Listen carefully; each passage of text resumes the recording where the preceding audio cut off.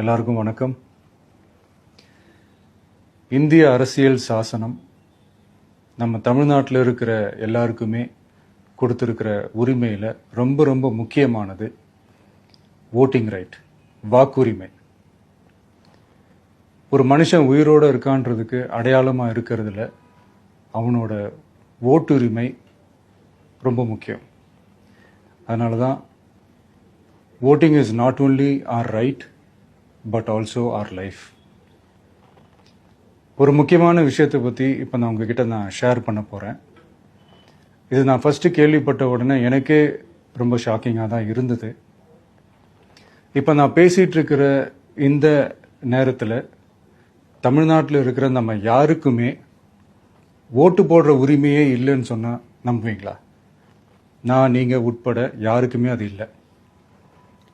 நான் பயமுறுத்துறேன்னு நினைக்காதீங்க, அதுதான் நிஜமும் கூட. கொஞ்சம் ஏமாந்தா நம்மள மாதிரியே இன்னும் லட்சக்கணக்கான பேருக்கும் இதே நிலைமை தான். ஓட்டு போடுற அந்த உரிமையே இல்லாத மாதிரி ஒரு நிலைமை வந்தாலும் வரலாம். இதுக்கு மெயின் ரீசன் அந்த எஸ்ஐஆர், ஸ்பெஷல் இன்டென்சிவ் ரிவிஷன், சிறப்பு தீவிர திருத்தம். இப்போ இந்த எஸ்ஐஆர் நம்ம தமிழ்நாட்டில் எப்படி ஒர்க் ஆக போகுது? கடந்த ஜனவரி மாதம் எடுத்த அந்த கணக்கெடுப்பில் 6,36,00,000 வாக்காளர்கள் நம்ம தமிழ்நாட்டில் இருக்கிறாங்க. ஆனால் அவங்க யாருக்குமே இந்த ஓட்டு போடுற உரிமையே இல்லை. அந்த பிஎல்ஓன்னு சொல்லுவாங்க, பூத் லெவல் ஆஃபீஸர்ஸ், வாக்குச்சாவடி நிலை அலுவலர். அவங்க தான் வீடு வீடாக போய் அந்த ஃபார்மை கொடுப்பாங்க. அதை நம்ம ஃபில்அப் பண்ணி கொடுக்கணும். அதை தேர்தல் ஆணையம் அதை எடுத்துகிட்டு போய் அதை ஸ்க்ரூட்டினைஸ் பண்ணி அதெல்லாமே கரெக்டாக இருக்கான்னு செக் பண்ணி பார்த்ததுக்கப்புறம் அந்த வாக்காளர் பட்டியலை வெளியிடுவாங்க. அந்த வாக்காளர் பட்டியலில் நம்ம பேர் இருக்கணும், அப்போ தான் நம்மளால் ஓட்டு போட முடியும். அந்த புது பட்டியல் வர்ற வரைக்கும் நம்ம வாக்காளர்களான்றது அது உறுதியே செய்ய முடியாது. இன்கேஸ் அந்த புது பட்டியலில் நம்ம பேர் இல்லைன்னா அது ஒரு தனி ப்ராசஸ், அது ஒரு தனி ஃபார்ம், அது ஒரு தனி கிளைம்ன்ற மாதிரி அது ஒரு வேற வேலை. ஸோ இந்த மாதிரி நிறைய சிரமங்கள் குழப்பங்கள் இருக்கிறதுனால மக்களுக்கு இது மேலே ஒரு கன்ஃபியூஷன் ஒன்று இருக்குது. இது என்ன வெரிஃபிகேஷனா இல்லை ஒரு மறைமுக ரீரெஜிஸ்ட்ரேஷனா இல்லை இது ஒரு நியூ ரெஜிஸ்ட்ரேஷன் மாதிரியே தானா அப்படின்ற மாதிரி நிறைய கன்ஃபியூஷன் இருக்குது. அவங்க செய்ய வேண்டியதெல்லாம் ஒன்று தான். இந்த மாதிரி வீடு வீடாக போய் அந்த என்யூமரேஷன் ஃபார்ம் நம்ம ஃபில்அப் பண்ணி கொடுக்கும்போது அதுக்கான அக்னாலேஜ்மெண்ட்டை அந்த பிஎல்ஓ அந்த ஆஃபீஸர்கிட்ட இருந்து நீங்கள் வாங்கிக்கணும். அது ரொம்ப ரொம்ப முக்கியம். இது நான் சொல்கிறது வாக்காளர் பட்டியலில் ஆல்ரெடி உங்கள் பேர் இருக்கிறவங்களுக்கு நான் சொல்கிறேன். இப்போ புது வாக்காளர்கள், ஃபர்ஸ்ட் டைம் ஓட்டர்ஸ், அவங்களுக்கு ஃபார்ம் 6ன்னு ஒன்று இருக்குது. அதை நீங்கள் ஃபில்அப் பண்ணி நீங்கள் உங்கள் ஏரியாவில் இருக்கிற சம்மந்தப்பட்ட அந்த உங்கள் அலுவலகத்தில் நீங்கள் டைரெக்டாகவும் சப்மிட் பண்ணலாம், இல்லை நீங்கள் ஆன்லைன்லேயும் சப்மிட் பண்ணலாம். அப்படி ஆன்லைனில் நீங்கள் சப்மிட் பண்ணிங்கன்னா அதுக்கான ஸ்க்ரீன்ஷாட்டை எடுத்து வச்சுக்கோங்க. ஃபோனில் மெசேஜ் வரும், அதை சேவ் பண்ணி வச்சுக்கோங்க. அப்ராடில் இருக்கிறவங்க கூட அந்த எஸ்ஐஆர் ஃபார்மை டவுன்லோட் பண்ணி நீங்கள் அதை ஃபில்அப் பண்ணி சப்மிட் பண்ணலாம். அதுக்கான அக்னாலேஜ்மெண்ட்டை வாங்கி வச்சுக்கோங்க. ரொம்ப முக்கியமாக உங்களோட பிஎல்ஓ அந்த ஆஃபீஸர் யாருன்னு தெரிஞ்சு வச்சுக்கோங்க. இந்த தேர்தல் ஆணையம் அந்த வெப்சைட்டில் போனீங்கன்னா அந்த பர்டிகுலர் பிஎல்ஓ ஆஃபீஸரோட ஃபோன் நம்பர் கூட நீங்கள் எடுத்து வச்சுக்கலாம். இன்கேஸ் உங்களை யாரையும் ரீச் பண்ணலை இல்லை உங்களுக்கு அந்த ஃபார்ம் கிடைக்கல அப்படின்னா நீங்கள் அவரை காண்டாக்ட் பண்ணி அந்த ஃபார்மை வாங்கி நீங்கள் ஃபில்அப் பண்ணி நீங்கள் சப்மிட் பண்ணலாம். ரொம்ப முக்கியமாக அதுக்கான அக்னாலேஜ்மெண்ட்டை வாங்கி வச்சுக்கோங்க. இது எல்லாமே சரியாக செஞ்சாலும் இந்த எஸ்ஐஆர் மேலே சில டவுட்ஸ் இருக்குது.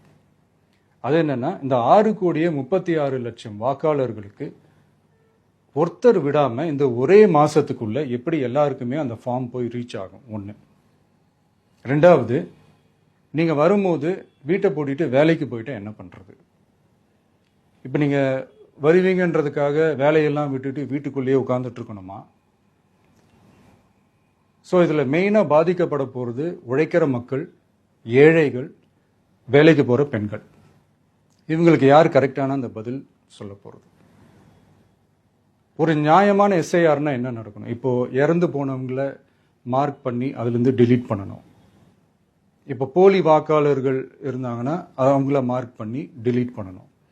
இப்போ ஆல்ரெடி ஓட்டு இருக்கிறவங்களுக்கு எதுக்கு இந்த ரெஜிஸ்ட்ரேஷன் என்ற பேர்ல இவ்வளவு குழப்பங்கள் அப்படின்றதான் இங்க கேள்வி. இப்போ புதுசா வர்ற வாக்காளர்களையோ இல்ல ஓட்டு இல்லாதவங்களையோ சேர்த்தா பத்தாதா? இப்போ ரீசெண்டா நடந்த இப்போ எலெக்ஷன் 2021, 24 எப்படி எல்லாருமே ஓட்டு போட்டோம்? அதுல ஓட்டு போட்டவங்க கூட இப்ப புதுசா ரெஜிஸ்டர் பண்ணணும்னா அது ஏன் அந்த கன்ஃபியூஷன் அப்படின்றத நாங்க கேட்கிறோம். அதனால தான் நாங்க எஸ்ஐஆரை எதிர்க்கிறோம். இப்போ புதுசா சில கம்ப்ளைண்ட்ஸ்லாம் வர ஆரம்பிக்குது. அது என்னன்னா முக்கியமா நம்மளுடைய டிவிகே தோழர்களுக்கு அந்த ஃபார்ம் கிடைக்க மாட்டேங்குது, கொடுக்க மாட்டேன்றாங்க அப்படின்ற சில கம்ப்ளைண்ட்ஸ். இது யார் பண்றாங்க அப்படின்றது நான் தான் சொல்லி தெரிய வேணும்னு ஒன்றும் அவசியம் இல்லை உங்களுக்கு. இப்போ இருக்கிற ஆட்சியாளர்கள் அவங்களுக்கு கைப்பாவையா இருக்கக்கூடிய சில பேர் வந்து இதை செய்ய ஸ்டார்ட் பண்ணியிருக்கிறாங்க. அதனால மைடியர் வர்ச்சுவல் வாரியர்ஸ், இதை வந்து சாதாரணமாக எடுத்துக்காதீங்க. இது எல்லாருக்குமே அந்த ஃபார்ம் போய் ரீச் ஆகணும். இதில் ரொம்ப உறுதியாக இருங்க. அதையும் மீறி உங்களுக்கு அந்த ஃபார்ம் கிடைக்கலன்னா இருக்கவே இருக்கும் ஆன்லைன். தேர்தல் ஆணையம் அந்த வெப்சைட்டில் போய் அந்த ஃபார்மை டவுன்லோட் பண்ணி நீங்கள் ஃபில்அப் பண்ணி சப்மிட் பண்ணலாம். உங்கள் வீட்டில் இருக்கிறவங்களுக்கு நீங்கள் செஞ்சு கொடுங்க, பக்கத்து வீட்டில் இருக்கிறவங்களுக்கு செஞ்சு கொடுங்க, தெரிஞ்சவங்களுக்கு, தெரியாதவங்களுக்கு, பழகினவங்களுக்கு, பழகாதவங்களுக்கு எல்லாருக்குமே நீங்கள் தயவு செஞ்சு கொடுங்க. அண்ட் ரொம்ப முக்கியமாக நம்ம ஜென்சி கிட்ஸ், நம்ம ஃபர்ஸ்ட் டைம் ஓட்டர்ஸ், நம்ம புது வாக்காளர்கள், நம்ம நண்பா நண்பிகள், அவங்க ரொம்ப கேர்ஃபுல்லாக இருக்கணும். நான் ஆல்ரெடி சொன்ன மாதிரி உங்களுக்கான ஃபார்ம், அந்த ஃபார்ம் நம்பர் 6, அதை கரெக்டான டீட்டெயில்ஸோட கரெக்டான உங்கள் டாக்குமெண்ட்ஸை வச்சு அதை சப்மிட் பண்ணுங்கள். ஏன்னா வரப்போகிற தேர்தலில் நீங்கள் தான், அந்த ஜென்சி வாக்காளர்கள் தான் மிக முக்கியமான ஒரு ஃபோர்ஸ் அப்படின்றது எல்லாருக்குமே தெரிஞ்ச ஒரு விஷயம். அதனால உங்களை டிஸ்டர்ப் பண்ணுறதுக்கு, உங்கள் பேரை அதில் இன்க்ளூட் பண்ணாமல் செய்கிறதுக்கு என்னென்ன வேலைகள் செய்யணுமோ, என்னென்ன தில்லுமுள்ளு வேலைகள் செய்யணுமோ எல்லாமே அவங்க செய்வாங்க. இது நமக்கு எல்லா திசையிலையும் எல்லா பிரச்சனைகள் கொடுத்துட்டு தானே இருக்கிறாங்க. அது டிஃபால்ட்டாக நடந்துட்டு தான் இருக்கும், அது ஒன்றும் பண்ண முடியாது. ஸோ அந்த மாதிரி ஓட்டு போடுற விஷயத்துலையும் அவங்க என்ன உத்தமராக மாறவா போகிறாங்க? நான் சில மீட்டிங்ஸ்லலாம் ரிப்பீட்டடாக ஒரு விஷயம் நான் சொல்கிறேன்ல, 2 பேருக்கு நடுவில் தான் போட்டி அப்படின்ட்டு. அது மேடைக்கு மேடை அவங்க அதை ப்ரூவ் பண்ணிட்டு இருக்கிறாங்க. அதனால தோழர்களே, வரப்போகிற தேர்தலில் நம்ம யாருன்னு காட்டணும், நம்ம பலம் என்னன்னு காட்டணும். அதுக்காக அந்த பலமான, அந்த பவர்ஃபுல்லான ஆயுதத்தை நம்ம கையில் எடுக்கணும். அந்த ஆயுதம் வேற எதுவுமே இல்லை, ஓட்டு, வாக்கு, ஜனநாயகம். அது இருந்தால் தான் நம்ம அந்த வெற்றியை நோக்கியே நம்மளால பயணிக்க முடியும். தமிழ்நாடே அந்த வாக்குச்சாவடி முன்னாடி திரண்டு நிற்கணும்.